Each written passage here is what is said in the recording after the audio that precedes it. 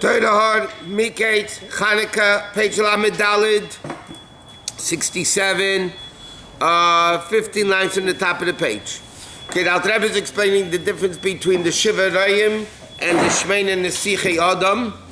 The Shiva Rayim internalize, and they become internalized.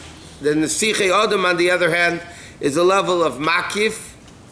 And he says, but now he says, V'tzarach li is gamkin hamshacha mishmein and the Sichei Adam. But you also need the hamshacha of the 8 anointed ones, which is the level of Makif. Sham Makif misama eini achitzeinim.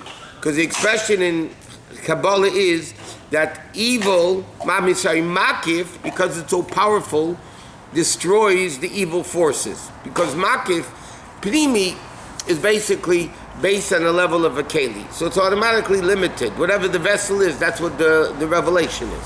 Makif, though, is above keli, so therefore it's much more powerful. It's too powerful to come into a keli. Which is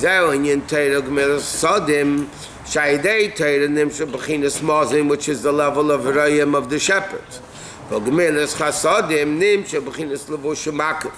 through the level of Tzedakah, Gemilas Chasadim, which is, as Al Rebbe says in Tanya, the essence of all mitzvahs,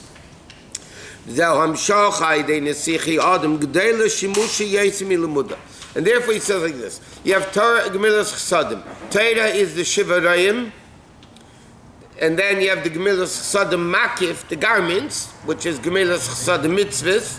That is the level of Nesichei Adam, and you need both together, and that's why Gadol Shimusha, serving the tzaddik, is greater, the chacham is greater than learning from the tzaddik, because again, it's more superficial, it's not internalized, because it's not learning, but you see behavior.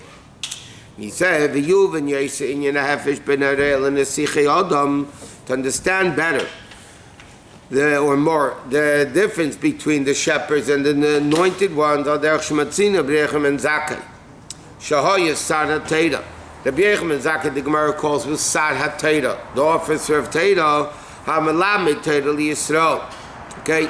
And that he taught everybody Teira. The Gemara says that Rabbi Yechim and Zakai lived 120 years. 40 years he did business, 40 years he learned, 40 years he taught. Just like Moshe Rabbeinu. The Gemara likens Rabbi Yechim and Zakai a lot to Moshe Rabbeinu. So Rabbi Yechim and Zakai was called the Sad HaTeira. He was the leader of his generation, right? Nevertheless, when Rabbi Yechanan's child was sick, he sent a message to Rabbi Chanina ben Deisa, Bakesh al-Rachmim, daven for me.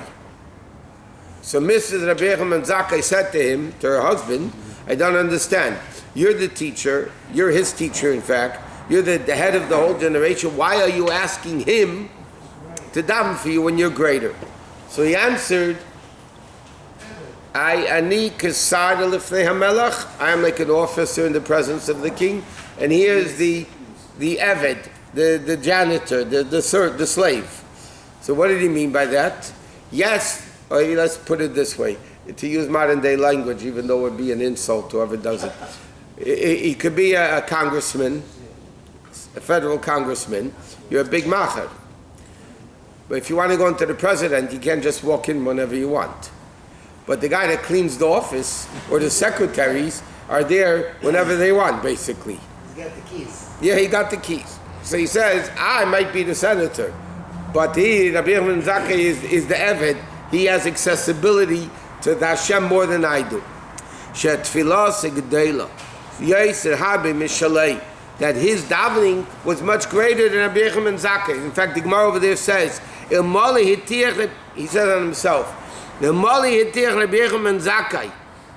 says if he would put his head between his knees and cry the whole day, nothing would happen. It wouldn't accomplish anything. Yet, Rabbi Chanina ben Deisa, in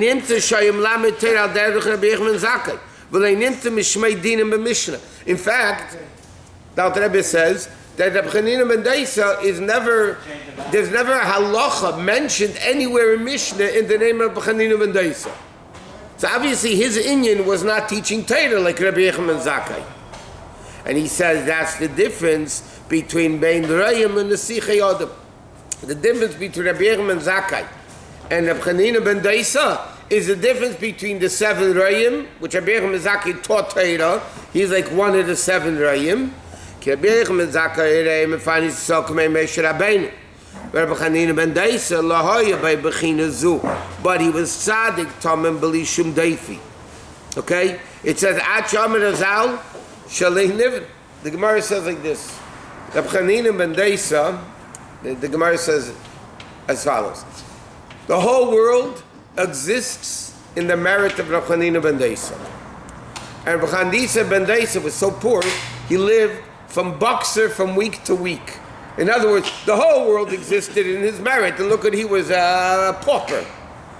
Yeah,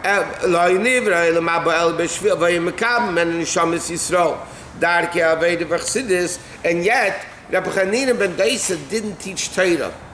He taught like the way of serving Hashem with Chassidus, al der gadol shimusha, and like serving the tzaddik. So this is the difference. He says, if you want to know the difference between Rabbi Yechim and Zakkai, between the Shiva Rayim, that basically their inyan is teaching Torah, internalization, versus the makif level of the Shmein and the Sichei Adam, then the anointed ones, is similar to the difference between Rabbi Yechim and Zakkai and Rabbi Chanina ben Daisa. Rabbi Yechim and Zakkai was greater in Torah, Rabbi Chanina ben Daisa was greater in Yerushalayim, what? In Midas, in Yerushalayim, he was a complete tzaddik. L'chein ve'ikemun yalav shivadei mishmein in the Sichei Adam shebechinas nesichei Adam Merl yetsin neged bechinas asher kiyavi. Why are the Nesichei Adam greater? V'shemamshich and bechinas seviv kolam. They bring down the level of makif, like Rabbi Chanina ben Daisa, to transform nature. Rabbi Chanina ben Daisa is the same concept. The Gemara said Malumid ben Nissen. He was non-stop miracles. His wife, they were so poor they couldn't afford oil. They had only vinegar. And his wife, by mistake, filled up the Shabbos candles with vinegar instead of oil. And she came crying to him. She said, what am I supposed to do? So he says, it's all in the Gemara. The same God that said oil should burn will say vinegar should burn. And the candles lit the whole Shabbos. I mean, all the miracles that the Gemara tells the stories in Brachos for the Chanina ben Daisa. How come Hashem does that? This is a guy who's serving him. He's a guy who gave him everything. Now he's so poor. No, he's not poor. He has everything. He has everything. Yeah, why does he have to make it so poor so that he has to do miracles? Because you have this world and the world to come. For people whose primary life is this world, for 120 years, Hashem says, you know what? Every guy does good and bad. Every person, no matter how bad you are, you do some good. So Hashem says, you know what? I'm going to reward you for good in this world. That's what you want. You want this world. World to come, you get zilch. Nothing. Tzaddikim, that this temporary world, this doesn't faze them. They're not, their main life is ruchnis. And the Rebbe says in Yiger Sekreidish, from the Zohar, that the tzaddikim's life is a ruchniistic life, not a physical life. So Hashem says, you know what? For the evil, you can imagine the evil already that Chaminah and Deisa did. For the evil in this world, I'll make you poor. And in the world to come, you got a clear slate. Huh? Why not both? For tzaddikim, because they contradict one another. The Gemara says, wealth for a tzaddik is wicked for, wealth for a Rosh is wicked for a tzaddik, and good for a tzaddik is wicked for a Rosh. It's two opposites. You can't have both. There is, the Gemara has an interesting expression that by certain, like Rebbe, Ravashi, the Gemara says, you have Torah ugdula b'mokem echad. You have Torah and great wealth b'mokem echad. But there's a chassidus, this doesn't apply to Rebbe and Rabbi Nasi. They tell her about many people that were learned and very wealthy. So chassidim would say, Torah ugdula Torah and great wealth. Gedula is wealth. The Mokem Echad meaning in one place. The Chassidus will explain it, that not Chassidus, the Chassidus Shavart. Torah or Gedula, people have Torah and wealth, Bimkeim Echad, in the stead of Hashem Echad. It's so they're all into themselves. They have Torah Gedula Bimkeim Echad, in the stead of Hashem Echad, instead of the Bittul. That also could happen. But, you know, David HaMelech has why the wicked prosperous? This is the age-old question from the beginning of creation. And the answer basically is we don't know what good is, we don't know what bad is, and we must say God knows what He's doing. Isn't that Sadiq Tovna? And like I said many, many times, if somebody asks you a question, don't answer it, because I don't want to call you an apicatist. But if somebody asks you a question, if you would be God, would you run the world differently? And everybody would say, yes, I would make no hunger, no illness, I would get rid of all the politicians, I would get rid of COVID, I would get rid of everything. And whoever says there's a total 100%, not 99.9, 100% apicators. We understand all these things. Yeah. But we are talking about the guy who doesn't have an oil and has to put the vinegar. You're not talking about giving him mention. It's a primary thing. He didn't have a problem with it though. That's the whole thing. The Gemara says he had no problem with it. You don't think it bothered him? No. It bothered his wife and kids because they were not on his level. Rabbi Yechanan Medaisa did not bother at all. The wife and kids thought it wasn't going to work. And he said, no problem. It worked. It worked. No, it's a lesson for us. Gemara doesn't. Gemara is also not a storybook. Gemara tells the story with the tzaddikim. The fact that the Gemara itself becomes Torah, that means we could connect to it. If it's above our connection, Torah wouldn't mention it. Because it's not relevant to us. It's not Torah. Okay? The Gemara says a person could understand that if, look how bad he was. Or like the Maggid sent to Rebbe Zushan Poli, who was so poor. You know, how can they cope with nothing? He said, I don't know, I have everything. I don't know why the Maggid sent you to me. Okay, that's the lessons for us. So we're not on that level, but to a certain extent, if we don't have everything we want, we should understand, you know what, it's not so bad. That's the difference between the brothers and Yosef. The brothers were poor, so you can't... Brothers were not poor. I mean, there was a shepherd, so they didn't... They had a lot of money, the brothers. But the Yosef was in the world, and he had the money, and he was still... The brothers had money. Not the Vart. The brothers were not a question of having money. The brothers were secluded from world. They took the sheep out into the field, meditated and learned and davened Yosef was involved in the Gashmistic world. But it wasn't a question of having money or not. The brothers had a lot of money. When nobody had food, they had food. Okay, let's get back to Chanukah. So now, the Alter Rebbe asked a question at the beginning of the Maamar, 6 columns ago, that what's the connection between Beis Shammai says the Chanukah candles go downward 8, 7, 6, 5, like the bulls on Sukkot was 13, 12, 11, you know. He says, what happened in Chanukah? They impurified all the oil in the Heichol, mitzat tagbedes chochma de klipa. We learned before, Shemen, in Kabbalah and Chassidus, it says, Shemen is a level of Chochmah. Okay?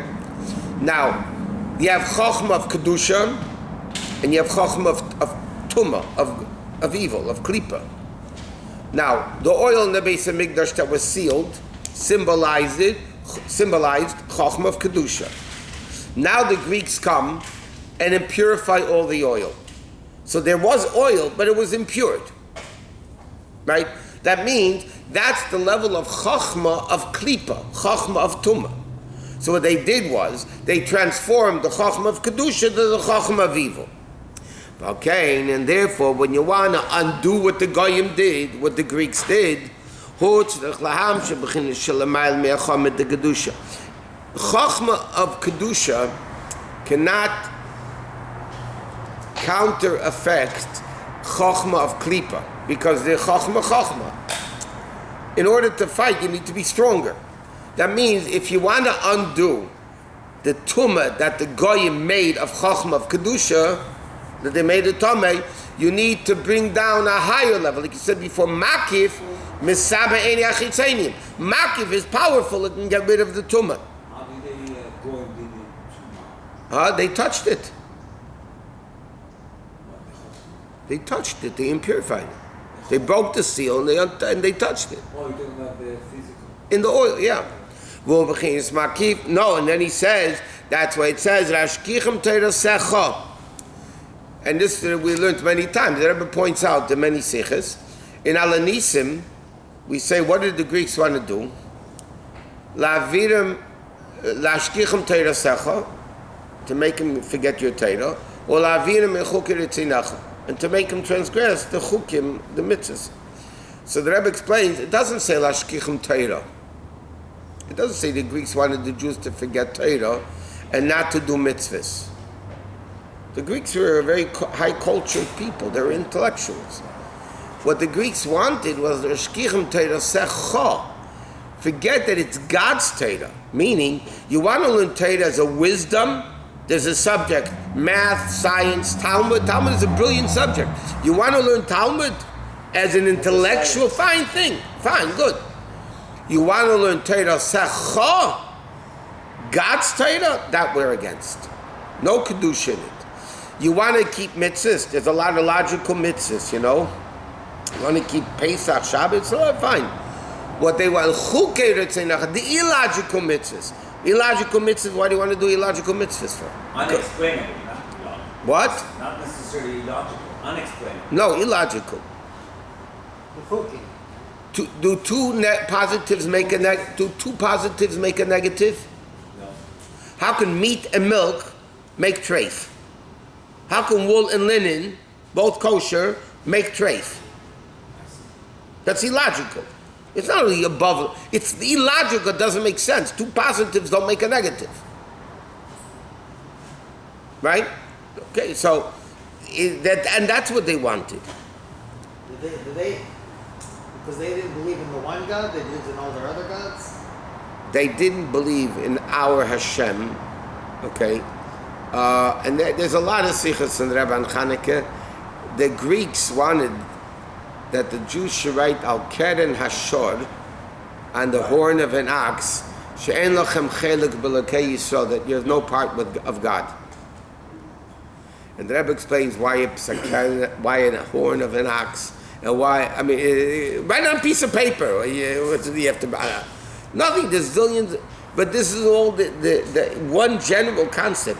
Because, like we learned, halachically, the Jews were allowed to light with the impure oil. There's a din, tumah hutra b'tzibur. If everybody's tamei, laws of tumah don't apply. If everybody's tamei by the Korban Pesach, you can bring a Korban Pesach. There's no din of tumah when everybody is tamei. If all the oil was tamei, and not only that, there's a bigger problem. Halachically, you're not allowed to do a mitzvah with miraculous things. And all the poskim, even in halacha, the commentators of the Gemara, have an issue. Basically, they did the mitzvah of the menorah with miraculous oil. So how are you allowed to do it? Okay? So halachically, they were allowed to use the oil, the impure oil. In fact, the Rishonim ask a question that if the Jews were all tummy, how did they light the menorah? You can't go into the Beis Hamikdash. They had a long stick, blaganza maisa. It would have been halachically. If you ask a shaila, should I rely on miracle oil or use the impure oil? It's impure. Halacha says use the impure oil. You're not allowed to use miracle oil. And the Jews didn't. Why? Because if the Jews used the impure oil, the Greeks won. They didn't say don't light the menorah. They didn't say don't do mitzvahs. Do impure mitzvahs. That was the whole battle. The Greeks said do mitzvahs, but impure Torah, forget Torah Secha. So now the Jews come into the Beis Hamikdash. They said, oh guys, yeah, we could light this oil. But then the Greeks won. That's exactly what they wanted. Jews said, no, Mesiras Nefesh, we're not going to do it. Until they found the one jug, the Yechidah Shebenafesh, that always remains pure. What? They didn't know it was going to last 8 days. It wasn't. They didn't know.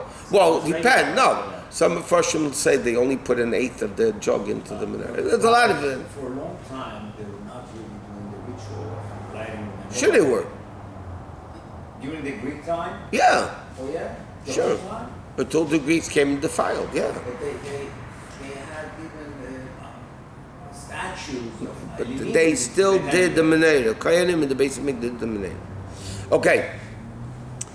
And therefore, Vizel Pachsham Shaychasim Chaysach Meishel Koyin Gadol, which is the level of Rav Chesed, which is the level of Chesed, Vishul Bechinas Makif. Okay, one second. This is a long parenthesis. Okay. Let's go now to the next column. This is all one long parenthesis. And now, so therefore, what is the inyan the next Chanukah is to bring down from the makif level to break the impurity that the Greeks did, the impurified chokhmah. He says,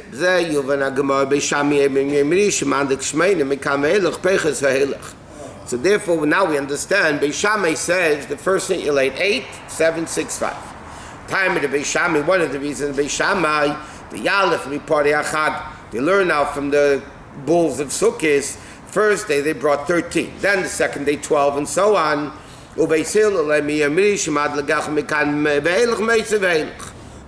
and now Rebbe asked the question before: what's the connection between the bulls of Sukkot and the oil, the menorah? So he says, what's the inyan of Parei Achag? Is Gamke Amshachas Makifim Al Yainim. Sukkot is also the revelation of Makif. What's the inyan of a sukkah? External hut. It's not food you eat, digest internally. The mitzvah of sukkah is you walk in, you are completely surrounded by the mitzvahs, so that's the level of Makifim. Ki sukkah is Gaus Makifim, like it says, Gav Aleinu Chasdei. By day, Hamshacha zone through this Hamshacha Mizbadim Gamkin Ayin Sadiv in Apochim Libatul Berzeh. You know, and Sukkot we say Hala. Okay, Chanukah. What are the what we sing on Halu Hashem Kol Goyim? All the Goyim will praise Hashem. Shabchol Kol all the nations will praise Hashem. Ki Gaver Aleinu Chazdei.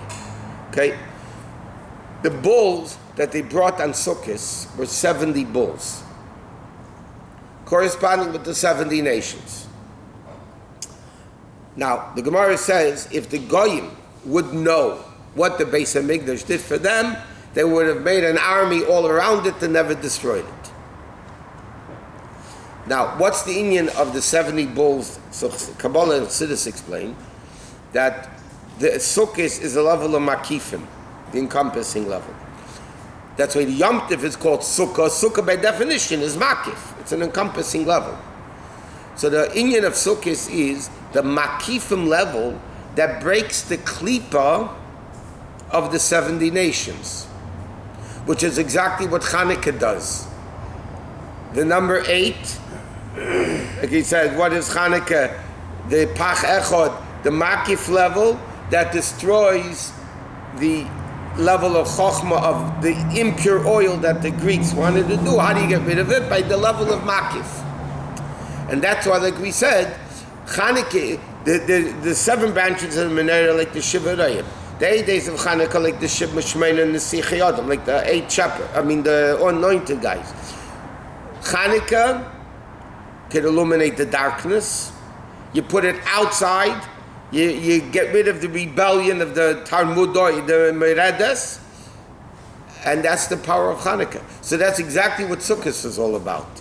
Also the Makif level that gets rid of Klipa.